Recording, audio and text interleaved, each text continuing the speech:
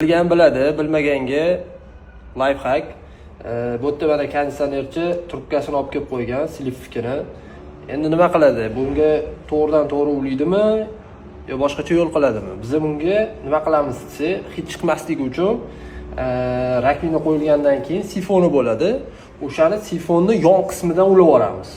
Yon qismidan ulasak, u yoqda havo aylanmasi bo'lmaydi, bu yoqda hid berib yubormaydi. Agar uni to'g'ridan to'g'ri ulab qo'yadigan bo'lsak, yoz kunlarida yomon hid beradi. Sinovdan o'tgan, hid chiqmagan shu paytgacha. Bilgan biladi, bilmaganga lifehack.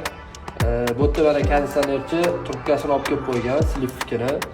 Endi nima qiladi? Bunga to'g'ridan to'g'ri ulaydimi yo boshqacha yo'l qiladimi? Biz bunga nima qilamiz desa, hid chiqmasligi uchun rakvina qo'yilgandan keyin sifoni bo'ladi. O'shani sifonni yon qismidan ulab yuboramiz. Yon qismidan ulasak, bu yoqda havo aylanmasi bo'lmaydi, bu yoqda hid berib yubormaydi. Agar uni to'g'ridan to'g'ri ulab qo'yadigan bo'lsak, yoz kunlarida yomon hid beradi. Sinovdan o'tgan, hid chiqmagan shu paytgacha.